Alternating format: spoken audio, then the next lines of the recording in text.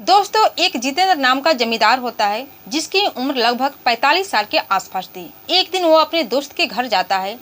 उसके दोस्त की पत्नी घर में बिल्कुल अकेली थी, जिसका नाम रीता था। रीता की उम्र लगभग 40 साल के आसपास थी। वह उससे बातें करने लगता है। रीता भी जितेंद्र से बातें करने लगती है। रीता कहीं न कहीं जितेंद्र से प्यार करती थी। फिर इसके बाद जितेंद्र उसका हाथ पकड़ता है और उसी के बेडरूम में ले जाता है। इसके बाद खुद का कपड़ा उतारता है और रीता भी अपने कपड़े उतारती है और दोनों एक साथ संबंध बनाते हैं। संबंध बनाने के 2 घंटे बाद वो जब थक जाते हैं तो बिस्तर पर लेट जाते हैं। तभी रीता की जो 10 साल की बेटी होती है स्कूल से पढ़कर आ जाती है और आवाज़ लगाती है कि माँ, तुम कहाँ पर हो। जब जितेंद्र यह बात सुनता है तो तुरंत अपने कपड़े को ठीक करता है और कमरे में से बाहर निकल आता है। इसके बाद उस लड़की से कहता है कि क्या हुआ बेटी, तुम्हारी आज जल्दी छुट्टी हो गई, स्कूल में पढ़ाई नहीं हुई क्या। इसके बाद वो लड़की कुछ बोलती नहीं है और अपने घर में चली जाती है। इसके बाद जितेंद्र अपने घर चला जाता है। कुछ देर बाद रीता भी अपने कपड़े ठीक करती है और अपनी बेटी के पास आती है और कहती है कि क्या हुआ बेटी, तुम्हारी आज स्कूल की जल्दी छुट्टी कैसे हो गई, क्या पढ़ाई नहीं हुई क्या। इसके बाद वो जो लड़की रहती है अपनी माँ का भी बातों का कुछ जवाब नहीं देती है और अपना होमवर्क करने लगती है।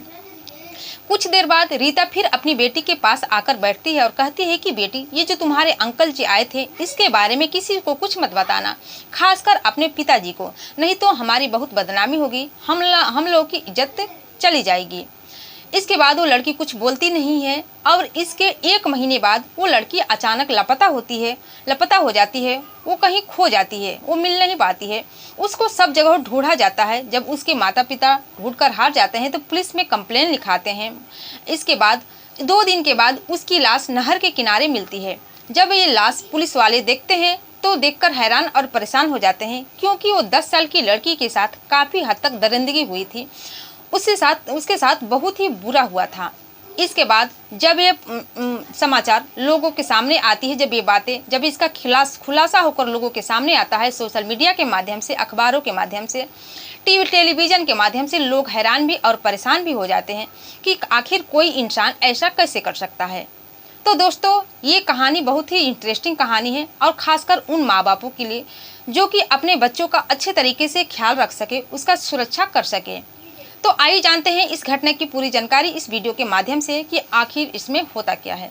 मैं हूं ज्योति कुशवाहा और आपका ज्योति वॉइस चैनल में स्वागत है। वीडियो में आगे बढ़ने से पहले आपसे रिक्वेस्ट है, अगर आप मेरे चैनल पर नए हैं तो वीडियो को लाइक करिएगा, शेयर करिएगा और चैनल को सब्सक्राइब जरूर कर दीजिएगा ताकि हमारा हौसला बढ़ता रहे। और आप लोग से दोस्तों मेरी यह भी रिक्वेस्ट है कि जो कोई भी भाई बंधु मेरी वीडियो जहां से भी देख रहे हैं, अपना नाम और अपने जगह का नाम कमेंट सेक्शन में ज़रूर बताइएगा, ताकि मैं भी अपने आने वाली वीडियो में आप लोग का नाम ले सकूं और मुझे नाम लेने में बेहद ही खुशी हो।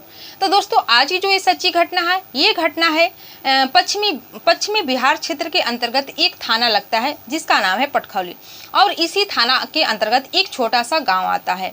उस गांव में एक छोटा सा परिवार रहता था जो कि राकेश की उम्र लगभग 45 साल के आसपास थी।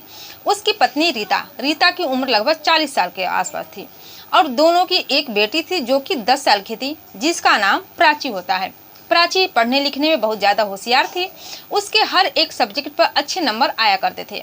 वो काफ़ी मन लगा कर पढ़ा करती थी।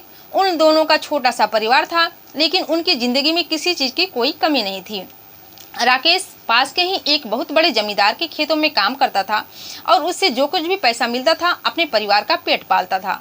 उस जमींदार का नाम होता है जितेंद्र की उम्र लगभग 45 साल के आसपास थी।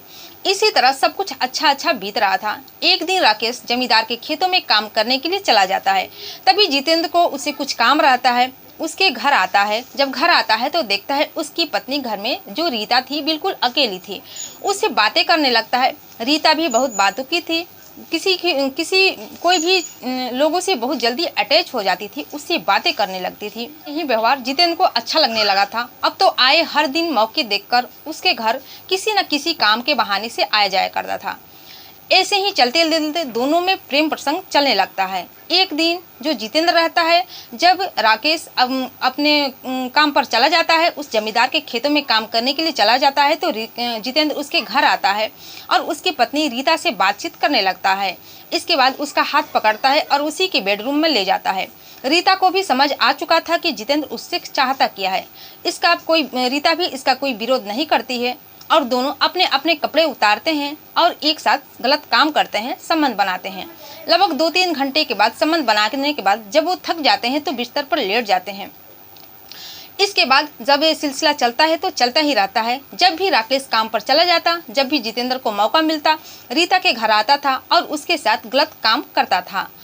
और जो उसकी बेटी थी वो पढ़ने के लिए चली जाती थी। रीता बिल्कुल घर में अकेली थी, कोई रोकने टोकने वाला नहीं था। लेकिन राकेश को इस बात की भनक ही नहीं थी कि उसकी पत्नी उसी के घर में क्या रंगरलियां मना रही है।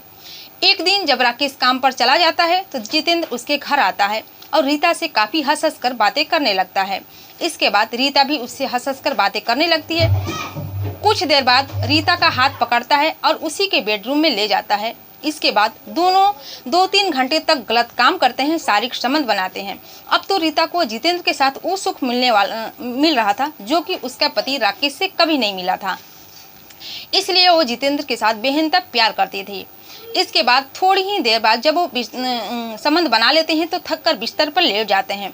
इसके कुछ ही देर बाद उसकी जो बेटी होती है 10 साल की प्राची, स्कूल से जल्दी घर आ जाती है क्योंकि उसका हाफ डे उस दिन स्कूल का पढ़ाई होता है। जब घर आती है तो अपनी माँ को आवाज़ लगाती है कि माँ तुम कहाँ पर हो। जब ये बात जितेंद्र सुनता है तो अपने कपड़े ठीक करता है और तुरंत बाहर निकल आता है और उस बच्ची को देखकर कहता है कि क्या हुआ बेटा, तुम्हारी आज स्कूल की जल्दी छुट्टी हो गई क्या, आज पढ़ाई नहीं हो क्या। इस पर वो बेटी कुछ बोलती ही नहीं है। इसके बाद जितेंद्र अपने घर चला जाता है। कुछ देर बाद रीता भी अपने कपड़े ठीक करती है और अपनी बेटी के पास आकर वही सवाल करती है कि क्या हुआ, तुम्हारे स्कूल की आज जल्दी छुट्टी हो गई, स्कूल में आज पढ़ाई नहीं हो क्या। इस पर भी जो बच्ची रहती है प्राची अपनी माँ की बातों का कोई जवाब नहीं देती है और अपना होमवर्क करने लगती है।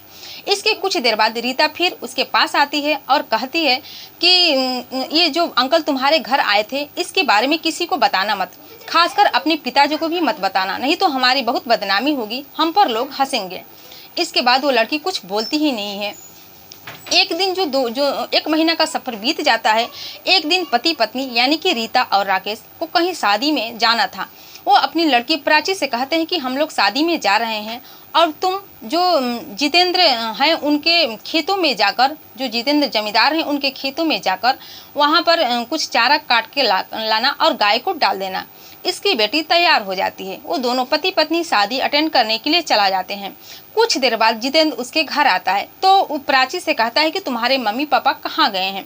वो बताती है कि मेरी मम्मी पापा शादी अटेंड करने के लिए गए हैं, शादी में गए हैं और वो कहे हैं कि चारा आपके खेत से काटने के लिए कहे हैं और गाय को डालने के लिए कहे हैं।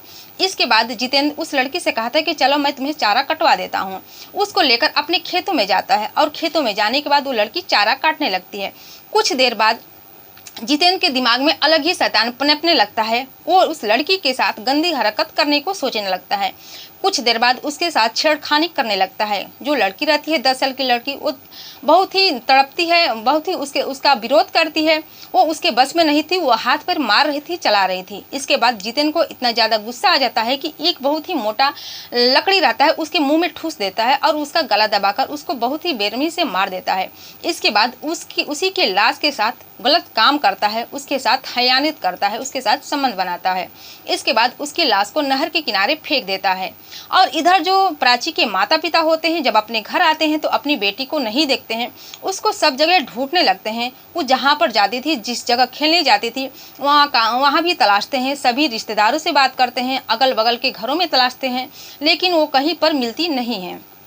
इसके बाद ऐसे ही करते करते 24 घंटा का वक्त बीत जाता है। फिर राकेश पुलिस के यहाँ कंप्लेन लिखाने जाता है, थाने में जाता है और पूरी बात बताता है और उस लड़की के गुमशुदा का रिपोर्ट दर्ज करवाता है।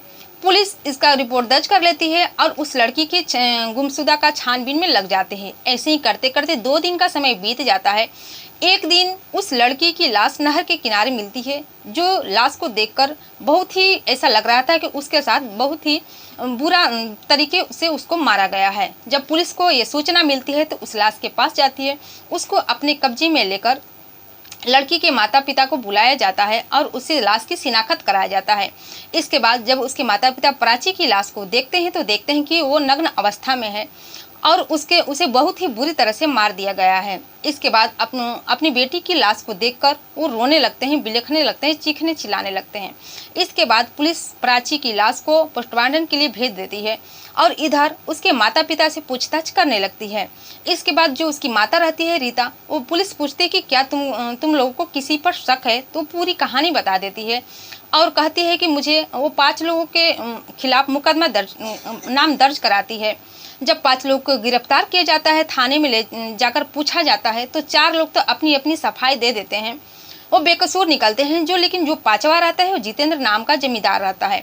उससे पुलिस जब पूछती है तो किसी भी बात का सही तरीके से जवाब नहीं दे रहा था। वो पुलिस को गुमराह करने की कोशिश कर रहा था और सही तरीके से जवाब नहीं देने पर कुछ गलत जवाब दे रहा था, जिससे कि पुलिस को उस पर शक हो जाता है। इसके बाद पुलिस अपने तरीके से उससे पूछताछ करने लगती है, पूरी कड़ी कार्रवाई से पूछताछ करती है, तो जितेंद्र सब कुछ सच बता देता है। दरअसल वो बताता है कि उस लड़की प्राची को लेकर अपने खेत में चारा काटने के लिए गया था, तभी उसके दिमाग में शैतान हो गया था कि उसके साथ वो गलत काम करे और उसको डर था कि एक दिन प्राची दोनों को यानी कि रीता और जितेंद्र को एक साथ घर में देख ली थी। उसे डर था कि कहीं ये बात किसी को कुछ समय बाद बता न दें, क्योंकि अभी तक तो फिलहाल सब कुछ ठीक ठाक था, लेकिन उसे डर था कि आगे चलकर अगर ये बात किसी को बताएगी तो उसकी इज्जत चली जाएगी, वो कहीं का नहीं रहेगा, उसका सब जो मान सम्मान है सब खत्म हो जाएगा। इसी तरह इससे बचने के लिए उसने वो काम किया है, उस लड़की की हत्या की है और हत्या के बाद उसके साथ रेप किया है। जब पुलिस ये बात सुनती है तो हैरान और परेशान हो जाती है। वो जितेंद्र के खिलाफ बहुत ही कड़ी से कड़ी मुकदमा दर्ज करती है और उसको अदालत में पेश करती है और जब जज पूरे कहानी जानता है, इसके बारे में जानता है, तो उसको उम्र कैद की सजा सुना देता है। तो दोस्तों ये रही पूरी घटना आप लोग के सामने। इस घटना से आपकी क्या राय है कमेंट सेक्शन में कमेंट करके जरूर बताइएगा। और ये घटना सुनाने का उद्देश्य आपको दुखी करना, परेशान करना नहीं था, बल्कि जागरूक करना था, सचेत करना था कि आप भी अपने बच्चे को अच्छे तरीके से ख्याल रखें। अगर उसकी माँ जो रीता थी अपनी शारीरिक सुख को, थोड़ी सी सुख को पूरा करने के लिए ये कदम नहीं उठाती, ऐसा संबंध नहीं बनाती, तो आज उसकी बेटी शायद जिंदा होती। अगर वो शादी में जा रहे थे माता पिता, तो अपनी बच्ची को लेकर साथ जाते, तो आज वो उसके परिवार में रहती और हंसती खेलती। तो दोस्तों फिर मिलते हैं अगले दिन नई कहानी के साथ, नई घटना के साथ। तब तक के लिए जय हिंद, जय भारत।